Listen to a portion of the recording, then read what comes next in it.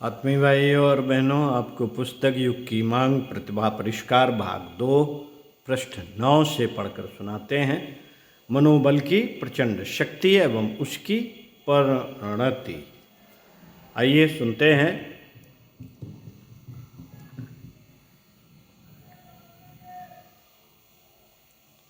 घटना सन 1981 की है। इंग्लैंड की पैट्रिक मैरी नामक एक महिला के सीने में कैंसर हुआ था। पता तब चला जब डॉक्टरों ने जांच पड़ताल के उपरांत यह बताया कि उसका कैंसर सीने से बढ़कर सारी काया में फैल चुका है। इलाज तो छिन्न पूजा है, पर वह अधिक से अधिक 6 महीने और जीवित रह सकेगी। महिला चिंतित हुई। उसने पूछा, क्या इसका उपचार नहीं हो सकता?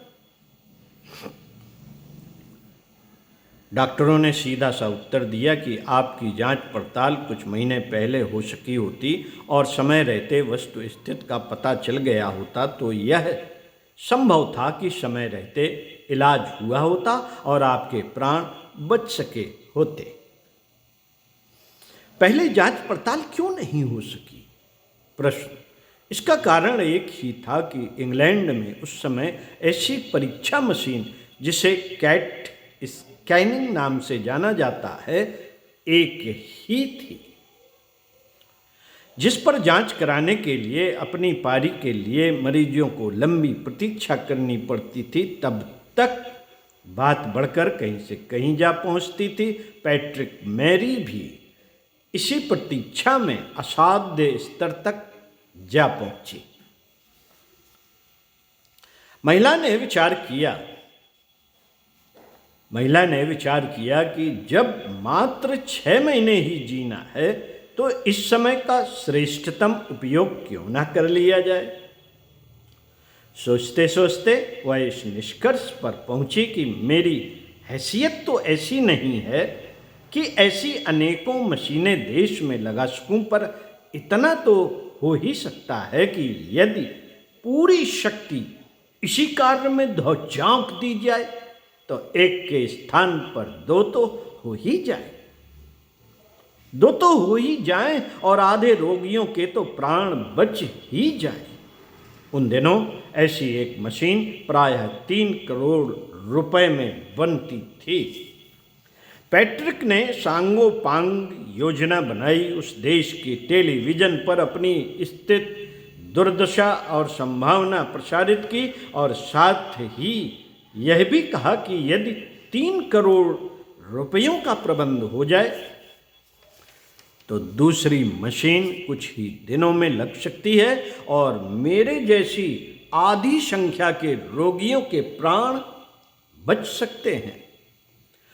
उस प्रसारण को सुनकर बहुत से उदार चेता प्रभावित हुए और उन्होंने अपनी श्रद्धानुसार राशि भेजनी शुरू कर दी। महिला का हौसला बढ़ा और उसने इसी का सरंजाम जुटाने में अपना सारा समय और मनोयोग लगा दिया। फलतः नियत अवधि में दूसरी मशीन बननी चालू होने के लिए स्थानीय जांचकर्ताओं की सारी व्यवस्था जुट गई। कार्य आरंभ हो गया।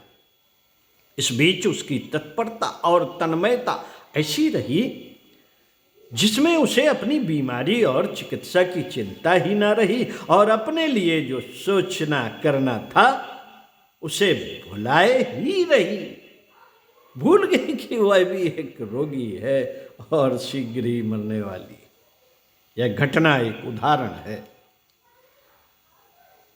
उदाहरण है कि जिसके आधार पर यह अनुमान लगाया जा सकता है कि रोग निरोधक शक्ति जितनी औषधियों में, शल्य क्रियाओं और चिकित्सकों के कौशल में समाहित है, उससे अनेक गुनी सामर्थ्य व्यक्ति के अपने मनोबल में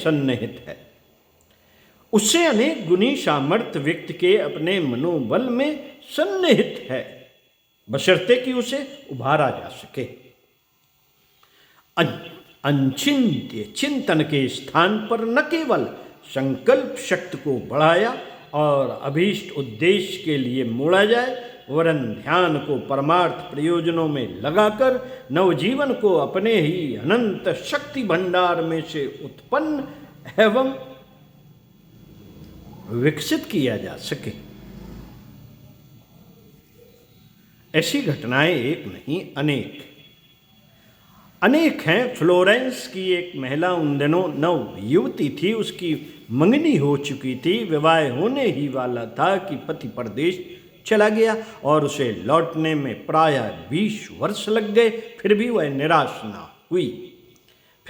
निराश न हुई और सोचती रही कि जब विवाह हो तो उसका शरीर नव युवती जैसा ही दृष्टिगोचर होना चाहिए। वह दिन में कई बार अपना मुंह दर्पण में देखती और विश्वास करती कि उसका यौवन घट नहीं रहा, वरन दिन पर दिन अधिक निखर रहा है। 20 वर्ष बीत गए, तब वह 40 वर्ष की हो चुकी थी, जबकि उसका मंगेतर 20 वर्ष बाद लौटा। मिलने पर प्रेमिका का रूप लावण्य देखकर वह अधिक प्रसन्न हुआ।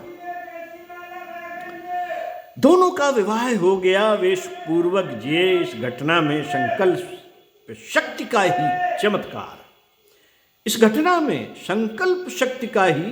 चमत्कार है। पुराणों में ऐसी घटनाओं का विस्तार पूर्वक बड़ी चढ़ी संख्या में वर्णन है। हनुमान सुग्रीव के एक साधारण कर्मचारी थे। उनके सामने सीता की वापसी वाले संदर्भ में समुद्र पार करने का प्रश्न आया। वे अपनी सीमित शक्ति को देखते हुए वैसा कर सकने में अपने को असमर्थ पा रहे थे, पर जामवंत ने जब उन्हें प्रोत्साहित किया और प्रसुप्त शक्तियों के जागृत होने पर वह कुछ भी कर सकने का स्मरण दिलाया, तभी वे असंभव को संभव कर दिखाने के लिए तत्पर हो गए। भारत का अध्यात्म, तत्व ज्ञान और योग साधना विज्ञान विश्व भर में विख्यात है। उसे मनुष्य में देवत्व का उदय करने में सर्वथा समर्थ माना जाता है। ऐसे अगणित प्रमाण उदाहरण भी हैं। शाप वरदान देने की शक्ति और रिद्ध सिद्धियों का परिचय देने का प्रसंग अगणित उदाहरणों समेत इतिहास प्रसिद्ध है। पिछली शताब्दियों में भौतिक विज्ञान के आविष्कार ने संसार भर को चमत्कृत एवं विस्मित किया है। भारत की अपनी विशेषता अनादिकाल से विकसित रही है। उसके आधार पर ऋषि मुनियों और महामानवों का इतना बड़ा परिकर उभरता रहा है, जिसने न केवल अपने देश को वरन संपर्क में आने वाले सुविस्तृत परिकर को इतना समुन्नत बनाया जिसे धरती पर स्वर्ग के अवतरण की संज्ञा दी जा सके। साथियों, मनस्वी कौंडिन्य ने मध्य पूर्व के सुविस्तृत क्षेत्र में ऐसा प्रचलन प्रवाह उत्पन्न किया कि वह समूचा विशालकाय क्षेत्र न केवल हर दृष्टि से समुन्नत हुआ, वरन एक प्रकार से भारत का सांस्कृतिक उपनिवेश ही बन गया। कुमार जीव की कथा गाथा हर किसी के लिए अभी भी प्रकाश स्तंभ का काम करती है। वह बिहार प्रांत के एक निर्धन परिवार में जन्मा और पैदल चलकर कश्मीर के उत्तरी छोर पर बसे तक्षशिला के विश्वविद्यालय में पढ़ा। इसी बीच उसकी दृष्टि चीन के विशालकाय क्षेत्र पर गई और उसे हिंदू धर्म की बौद्ध शाखा का अनुयायी बनाने की ठानी। साधनों का अभाव रहते हुए भी वह गोबी के दलदली पठार और खेतान के सुविस्तृत ने रेगिस्तान को पार करते हुए प्राणों की बाजी लगाकर चीन जा पहुंचा। भाषा और संस्कृत के अपरिचय की कठिनाई को पार किया और वहां का ऐसा मूर्धन्य धर्म प्रचारक बना कि न केवल चीन वरन उसकी समीपवर्ती साइबेरिया, कोरिया, जापान आदि को भी अपनी संस्कृति का अनुगामी बनाने में सफल हुआ। सहयोगी अनुयायी तो प्रतिभाशालियों को हर भले बुरे काम में मिल जाते हैं, पर श्रेय उन्हीं प्रतिभाशालियों को जाता है जो तूफान की तरह उठते और अपने साथ कूड़े करकट तक को उछालते हुए आसमान पर पहुंचाते हैं। नेपोलियन का कहना था, साथियों, नेपोलियन का कहना था कि असंभव शब्द मूर्खों के कोश में है। आल्पस पर्वत जैसे दुर्गम अवरोध को उसने जब पार करने की ठानी तो प्रश्न सामने आया कि अब तक कोई उसे पार नहीं कर सका।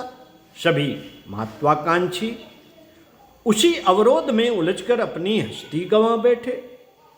तो उसके लिए ही कैसे संभव हो सकता था कि दूसरे छोर तक पहुंच सके।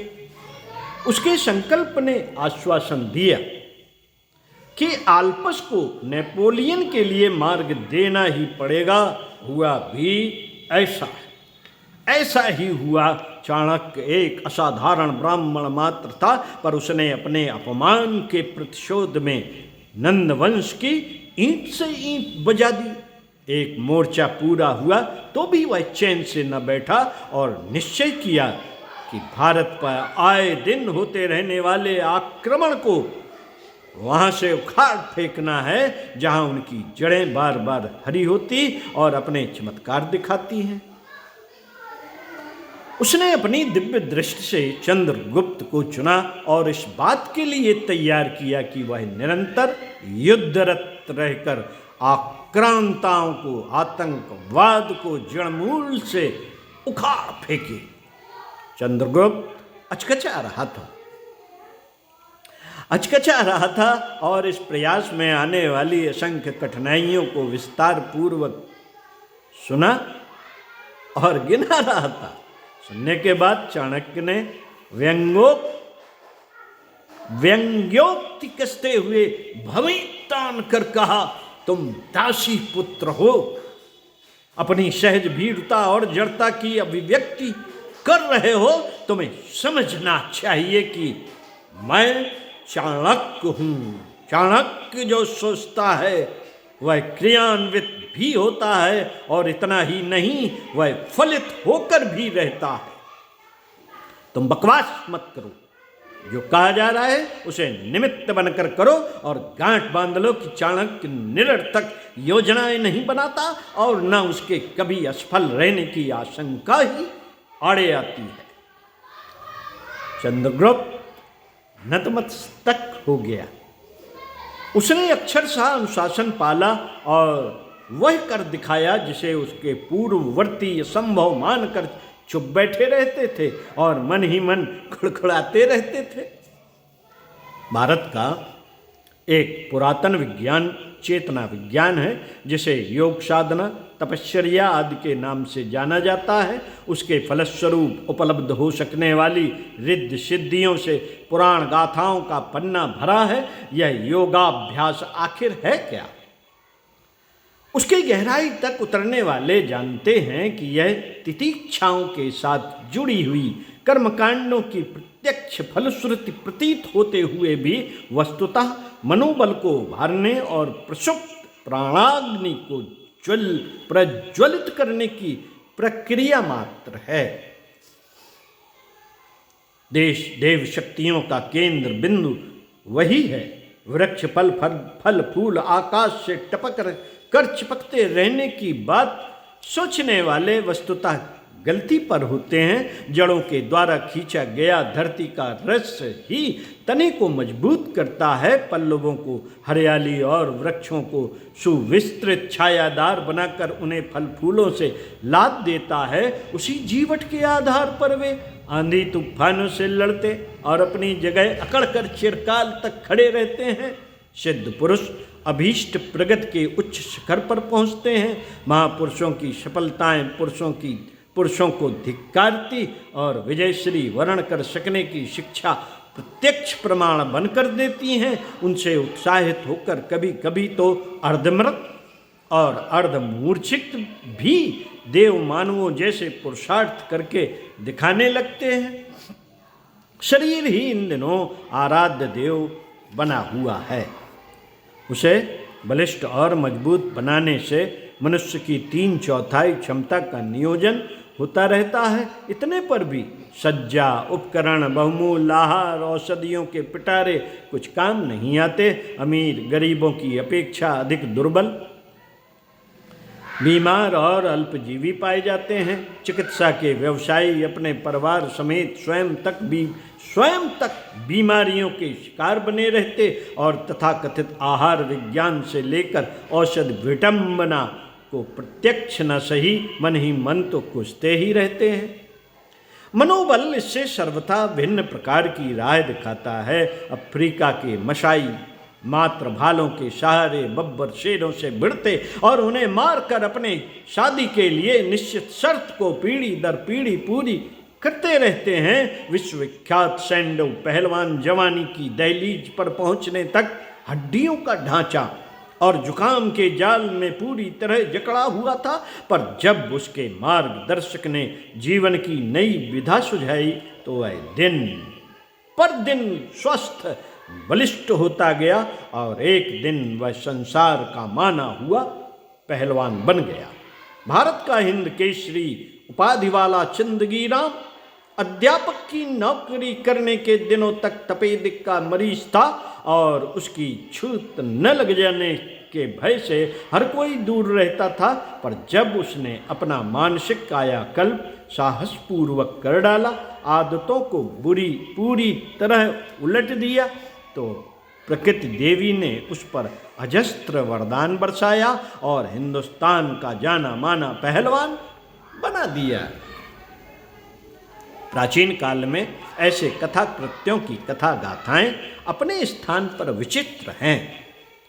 मिट्टी के टीले बनाकर किसी प्रकार सांसें गिनते रहने वाले च्यवन ऋषि ने जब अपने दृष्टिकोण और पुरुषार्थ को दूसरी दिशा में मोड़ दिया तो अश्वनी कुमार वैद्य भी अपनी दवाओं का पिटारा लेकर दौड़े आए और उन्हें बूढ़े से जवान बना दिया। जिनका दम निकलने की प्रतीक्षा में स्वादिष्ट भोजन पाने के लिए लोमड़ियाँ चक्कर काटती रहती हैं, उन्हीं की सेवा सहायता करने के लिए सुकन्या जैसी अनिंद सुंदरी राजकुमारी प्राणपण से जुट गई। ययात के बूढ़े से जवान हो जाने की कथा प्रसिद्ध है। हनुमान बचपन से ही पवन पुत्र प्राण पुंज कहलाते थे और उनके पहाड़ पर गिरने से विशालकाय शिला चूर चूर हो गई थी। पार्वती की युगों तक तप करने की क्षीण हुई काया शिव को वरण करते ही त्रैलोक मोहिनी बन गई थी। अर्जुन के बाणों ने पाताल से जलधारा उभार कर मरणासन्न भीष्म पितामह को ताजा जल पिलाया था। टिटहरी का समुद्र को सुखाकर अंडे वापस लेने का संकल्प भले ही अगस्त के माध्यम से पूरा हुआ हो, पर अधूरा तो नहीं रहा। जमदग्नि का पुत्र परशुराम जब पिता के साथ हुए अनाचार का बदला लेने के लिए उतारू हो गया तो उसने महाबली सहस्त्र भाव की भुजाएं, हजारों भुजाएं हल्के से फरसे से मामूली मूली की तरह काट कर रख दी और मचला तो उसके सहयोगियों तक का सफाया करके रख दिया। हरी हरी बातें करने वाले अर्जुन को हरी सी बातें करने वाले अर्जुन को महाभारत का विजेता बनाने का श्रेय कृष्ण के उस उद्बोधन को था जिसने भर्त्सना की लता और प्रोत्साहन भरी पुचकार देकर उसे वह बना दिया जिसका उसे भान तक न था। इन दिनों मनुष्य को वैभव, स्वास्थ्य और यश के अतिरिक्त और किसी की कामना दिख नहीं पड़ती। इसके लिए जो कुछ उचित और अनुचित बन पड़ता है उसे कमाने में औसत आदमी दिन रात जुटा रहता है। कुछ मिलता भी है तो कुमार के रास्ते देखते देखते न जाने कहाँ उड़ जाता है।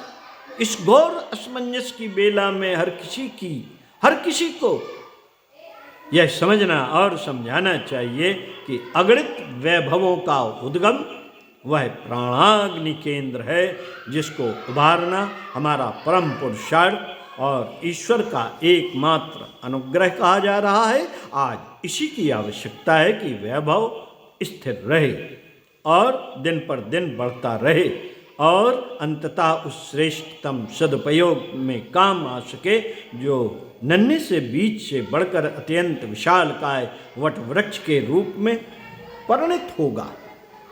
वैभव सुदामा ने, नरसिंह मेहता ने, सुग्रीव ने, विभीषण ने देवी अनुग्रह से इतनी मात्रा में पाया था जो इतिहास प्रसिद्ध हो गया। स्वस्थ पराक्रमों में पांडवों की गणना की जा सकती है जो मनुष्य के नहीं देवताओं के वंशज थे। ध्रुव और प्रहलाद ने जो उच्च पद पाए थे वे किन्हीं विरलों को ही कभी प्राप्त हुए होंगे। सप्त ऋषि अमर हो गए। नारद को भगवान के लोक में चाहे जब आ धमकने की छूट मिली। वैभव किसका है? प्रश्न। साथियों, वैभव किसका है? पराक्रम किसका है? प्रश्न। विभूतियां किसकी हैं? प्रश्न। इन सब का उत्तर देते समय नाम भगवान का ही लिया जा सकता है। उस भगवान का निकटतम और सुनिश्चित स्थान एक ही है, अंतराल में विद्यमान प्राणात्मा। उसी को जानने उभारने से वह सब कुछ मिल सकता है जिसे धारण कर सकने की पात्रता मनुष्य ने अर्जित कर ली है।